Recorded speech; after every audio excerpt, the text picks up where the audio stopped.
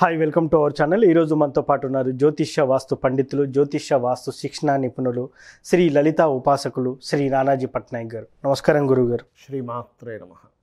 సరే, ఫిబ్రవరి 24 మాఘ పౌర్ణమి అయితే ఉండింది. ఈ మాఘ పౌర్ణమి ప్రత్యేకత ఏమంటారు? 30 నిమిషాలలో నొప్పి లేకుండా వేడికోస్ స్వయం చికిత్స ఆవేశ hospital Hyderabad. First of all ఏంటంటే మాఘమాసం యొక్క ప్రత్యేకత ఏమిటి అంటే, మాఘమాసం మనకు శాస్త్రాల్లో చెప్పినటువంటిది తీర్థయాత్రలు, తీర్థాల్లో స్నానం చేయడం అని చెప్తుంది శాస్త్రం. అదేవిధంగా ఈ మాఘమాసం మొత్తము కూడా మీరు చేయవలసిన దానం ఏమిటి అంటే, నువ్వులు దానంగా ఇవ్వమని చెప్పింది శాస్త్రం. నువ్వులు మెయిన్గా దానంగా ఇవ్వాలి. తెల్ల నువ్వులు ఇవ్వచ్చు, నల్ల నువ్వులే ఇవ్వాలని రూల్ లేదు. మీరు కనుక పిడికెలు నువ్వులు ఇచ్చారనుకోండి, ఆ పిడికెలో ఎన్ని నువ్వులు ఉన్నాయో అన్ని వేల జన్మలు మీరు తరిస్తారు. ఓకే. లేదా మీ యొక్క పూర్వీకులు ఎవరైనా సరే నరకాల్లో కానీ రకరకాల కర్మలు అనుభవిస్తుంటారు, వాళ్ళ కర్మలు తొలగుతాయని చెప్పడం జరిగింది శాస్త్రంలో. అదొకటి. మరొకటి ఏంటంటే, ముఖ్యంగా ఈ మాఘమాసం మాఘ పౌర్ణమిలో ప్రత్యేకంగా దానాల్లో అత్యుత్తమమైనటువంటి దానం ఏదిగా చెప్పారు అంటే, మంచం దానంగా ఇవ్వమని చెప్తారు శాస్త్రంలో. ఓకే. మంచం కనుక దానంగా ఇస్తే, ఇప్పుడు భార్యాభర్తల మధ్యన గొడవలు అవుతుంటాయి అనుకోండి, గొడవలు తగ్గిస్తుంది మాఘమాసంలో కనుక మాఘ పౌర్ణమి రోజు ప్రత్యేకంగా మంచం దానంగా ఇచ్చినట్లయితే. అదేవిధంగా ఈ మాఘమాసంలో మనకి ఈ మాఘ పౌర్ణమి రోజే లలితా అమ్మవారికి సంబంధించిన జయంతి కూడా వచ్చింది. ఆ రోజే ఓకే, లలితా జయంతి కూడా వచ్చింది. దాని గురించి కూడా నేను మీకు చెప్తాను. అయితే ఇక్కడ ఏంటంటే, ఈ మాఘమాసంలో ప్రత్యేకంగా ఎవరైతే నువ్వులతో, అంటే ప్రత్యేకంగా చెప్పినటువంటి దానం ఏం చెప్పారంటే, నువ్వులు తీసుకొని నువ్వులతో గోవులా తయారు చేసి, గోవు బొమ్మలా తయారు చేసి దాన్ని దానంగా ఇవ్వమని చెప్పారు. అదొకటి. రెండవది, గోవు బొమ్మల్లా కొన్ని దొరుకుతాయి, అందులో నేతిని పూర్తిగా పోసి ఆ నేతితో నిండినటువంటి గోవు బొమ్మలు దానంగా ఇవ్వమని చెప్పారు. ఈ మాఘమాసంలో తీర్థయాత్రలు, దానము ఇవి ప్రధానంగా చేసుకోవాలి. ఇంకోటి ఏంటి, ఈ దానం ఇవ్వడం ద్వారా ఏమిటి ఫలితము, తీర్థాలకు వెళ్ళి స్నానం చేయడం ద్వారా, నదీ స్నానం చేయడం ద్వారా ఏమిటి ఫలితము అంటే, అపమృత్యు దోషములు పోతాయి. ఇప్పుడు చూడండి, సడన్గా డౌన్ఫాల్ అయిపోయాను. కొంతమంది జాతకాలు చూస్తే అద్భుతంగా వెళ్తూ ఉంటుంది, రాజకీయ లైఫ్ కావచ్చు, లేకపోతే వ్యాపారం కావచ్చు, బిజినెస్లోని వాటిలో మంచి పొజిషన్లో ఉంటారు, సడన్ డౌన్ఫాల్ అవుతుంది. ఎస్. కారణం ఏమిటి అంటే, వాళ్ళకి 8th హౌస్ నెగిటివ్గా ఉంటుంది. ఇలా ఎవరైతే ఈ తీర్థ స్నానాలు చేయడం మాఘమాసంలోని ఈ రకమైనటువంటి దానాలు ఎవరైతే ఇస్తారో, ఖచ్చితంగా వారికి ఆ దోషం అనేటువంటి తొలగుతుంది అనేటువంటి శాస్త్రంలో చెప్పబడినటువంటిది. అది మెయిన్గా. సార్, ఇప్పుడు నల్ల నువ్వులు ఈ పిడికెడు దానంగా ఇవ్వమన్నారు. తెల్ల నువ్వులు, నల్లదైనా తెల్లది కూడా ఇవ్వచ్చు అన్నారు కదా. సార్, ఇప్పుడు ఈ పిడికెడు కాకుండా ½ కేజీ, కిలోకి దానం చేస్తాం, కేజీంబో ఇవ్వచ్చు. సో ఎస్పెషల్లీ మనం ప్రతిసారి మాట్లాడుకుంటున్నాం సార్, పౌర్ణమి సందర్భాల్లో చదవాల్సిన మంత్రం ఏమైనా ఉంటుందా? తప్పకుండా అండి. ఫస్ట్ ఆఫ్ ఆల్ ఏంటంటే, ఈ మాఘమాసంలో కనుక చూసుకున్నట్లయితే, ఈ మాఘమాసంలో ప్రత్యేకంగా గుర్తుపెట్టుకోండి, పౌర్ణమి అంటేనే అమ్మవారికి సంబంధించిన మంత్రం ఏదైనా చేయొచ్చు. ఓకే. శాస్త్రాల్లో అమ్మవారికి మన దేవి పురాణము వీటిల్లో కనుక చూసుకున్నట్లయితే, దేవి భాగవతం ఇట్లాంటి వాటిలో చూసుకున్నట్లయితే, అమ్మవారి స్వయంగా చెప్పింది ఏమిటి, చతుర్దశి, అష్టమి, నవమి, దాని తర్వాత అమావాస్య పౌర్ణమి కూడా చేర్చారు. అంటే అమావాస్య పౌర్ణమి రోజు కూడా అమ్మవారి యొక్క అనుగ్రహం అధికంగా ఉంటుంది అనేటువంటిది. కాబట్టి ఎవరికైనా వివాహ సంబంధించిన విషయంలో డిస్టర్బెన్స్ ఉన్నాయి, మంచం దానంగా ఇవ్వాలి, గుర్తుపెట్టుకోండి. అట్లాగే గోవు డైరెక్ట్గా కూడా దానంగా ఇవ్వచ్చు మాఘమాసంలో. ఓకే. గోవు దానం ఇవ్వలేమండి, నువ్వులతో గోవును తయారు చేసి దానం కూడా ఇవ్వచ్చు, తెల్ల నువ్వులతో దానం ఇవ్వచ్చు. అయితే చాలామంది అనిపిస్తుంటుంది, ఎలా చేస్తామండి దీనికని. తెల్ల నువ్వుల్లో బెల్లం ఉంటుంది కదా, ఎస్, బెల్లం పాకం కలిపి చేస్తారు.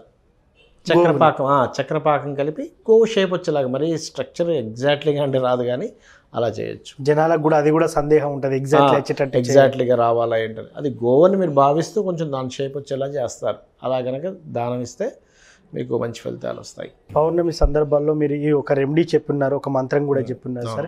ఇంకా ఫర్దర్గా కుటుంబాల్లో చాలా రకాల సమస్యలు ఉంటాయి. కొంతమంది ఆర్థిక సమస్యలతో బాధపడుతుంటారు, కొందరు కానీ ఉద్యోగ సమస్యలతో బాధపడుతుంటారు, కొంతమందికి ఉద్యోగం దొరకలేదని, కొంతమందికి ఉద్యోగంలో మనశ్శాంతి లేదని, వాళ్ళు ఏ రకంగా చేయాలంటారు? అంటే ఒకటేనండి, ఇప్పుడు ఈ మాఘ పౌర్ణమి రోజు ఉదాహరణకి మీరు అన్నట్టే ఉద్యోగంలో ఎదుగుదల లేదనుకోండి, ఆ రోజు ఉదయాన్నే నిద్ర లేచి గోశాలకు వెళ్ళి పిడికెడు బెల్లం తినిపిస్తూ ఓం శ్రీమాత శ్రీ మహారాజ్ని శ్రీమత్ సింహాసనేశ్వరి నమః అని కనుక చేయగలిగితే ఖచ్చితంగా వాళ్ళకి ఉద్యోగ సంబంధించిన దోషం తగ్గుతుంది.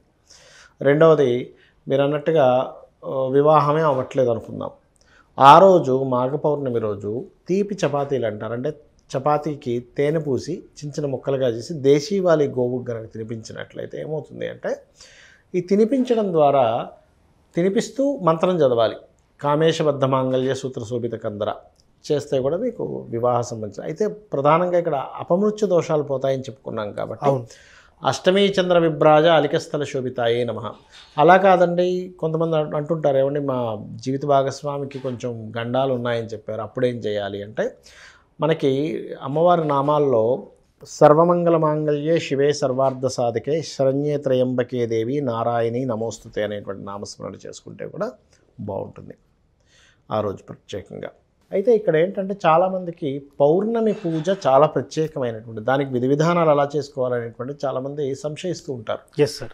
ఉదయం నిద్రలేచిన వెంటనే శాస్త్రం ఏం చెప్తుంది అంటే, తిథులు ఇందాక నేను చెప్పాను కదా, చతుర్దశి, అష్టమి, నవమి, పౌర్ణమి, అమావాస్య, ఈ తిథుల్లో నిద్రలేచిన వెంటనే కూడా మనం ముందుగా అనుకోవాల్సింది ఏంటంటే, ఆహా ఈరోజు పర్వదినం, అమ్మవారిని ఆరాధించడానికి ప్రత్యేకమైన దినము అని చెప్పి ఆలోచించుకొని ఆ ఎనర్జీతో నిద్ర లేవాలి.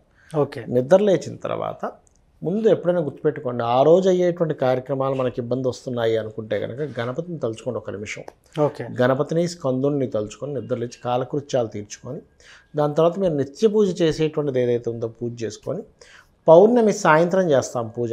ఉదయం పూట మీకు వీలైతే గనక ఉపవాసం ఉండగలిగితే ఉపవాసం ఉండండి. ఉపవాసం ఉండలేను అనుకుంటే నో ప్రాబ్లం, పళ్ళు పాలు ఏదైనా తీసుకోవచ్చు, తప్పేం కాదు. శాస్త్రంలో ఎక్కడ కూడా అమ్మవారు నువ్వు ఖచ్చితంగా ఇలాగే ఉండవలసిందే అని చెప్పలేదు. ఇప్పుడు అందులో ముఖ్యంగా స్త్రీలకి, శిశువులకి, రోగిష్ఠులు అంటే కొంచెం హెల్త్ ప్రాబ్లమ్స్ ఉంటాయి, బీపీలు షుగర్లు ఉంటాయి, అటువంటి వారికి ఖచ్చితంగా ఉండాలనేటువంటి శాస్త్రంలో ఎక్కడా లేదు. మీకు ఉండాల్సింది ఏమిటంటే, ఈ జగత్తు మొత్తం అమ్మవారు, ఈ అమ్మవారి స్వరూపంలో ఉన్నటువంటి జగత్తును నేను పూజిస్తున్నాను. అందులో మనం ఒక పటం పెట్టుకోవాలి కాబట్టి ఈ పటం రూపంలో మనకు రూపం కావాలిగా పూజ చేయడానికి, అందుకని ఆ రూపాన్ని చూస్తూ నేను పూజిస్తున్నాను అనే భావన ఉండాలి. భక్తే ప్రధానం అక్కడ. మీరు ఎలా పూజిస్తున్నారో, ఇలా పూజిస్తున్నారో, ఆ పుష్పాలతోనో ఈ పుష్పాలతోనో సంబంధం ఏమీ లేదు. అయితే మీరు ఏం చేయాలంటే, ఎప్పుడైనా పౌర్ణమి పూజలో చనివిడి ఖచ్చితంగా కలుపుకోవాలి. ఓకే. అందులో మఖా నక్షత్రంలో వచ్చేటువంటి మాఘ పౌర్ణమి మరింత ప్రత్యేకత. ఎస్. కాబట్టి చనివిడి పెట్టుకోవడము, అదేవిధంగా అరటిపళ్ళు, ఆకు, ఒక్క కంపల్సరీ ఉండాలి. అదేవిధంగా కొంత పాయసం లాంటివి తయారు చేస్తారు. వీటినన్నిటినీ ఒక దీపం వెలిగించి మీ ఇంటి పైన వీలుందనుకోండి, ఫస్ట్ ఫ్లోర్ కొంతమందికి చంద్రుడిని చూస్తూ చేయొచ్చు, లేదు బాల్కనీలో కూడా పెట్టుకోవచ్చు. అయితే ఒక్కొక్కసారి మనకి మేఘాలు అయ్యి చంద్రుడు కనబడ్డా అయినా సరే బెంగపడకండి, ఆకాశంలో చంద్రుడు ఉన్నాడు అమ్మవారి స్వరూపం రూపంలో అని అనుకుంటూ మీరు కనుక చంద్రుడిని చూస్తూ లలితా సహస్రనామాలు కనుక చదవగలిగితే అద్భుతమైనటువంటి ఫలితాలు వస్తాయి. నిజంగా సార్, పౌర్ణమి రోజు ఏం చేయాలి, ఉద్యోగంలో బాధపడుతున్నవారు కానివ్వండి, కుటుంబ సమస్యలతో బాధపడుతున్నవారు కానీ ఏ రెమెడీ చేయాలి, ఏ మంత్రం చదవాలనేది చాలా చక్కగా చెప్పారు సార్. Thank you. శ్రీమాత్రే నమః. సో చూశారు కదా, పౌర్ణమి రోజు చేయాల్సిన విధి విధానాలు నానాజీ గారు చెప్పారు. ఇది వాటి కార్యక్రమం. మరో కార్యక్రమంలో మళ్ళీ కలుద్దాం. Thank you.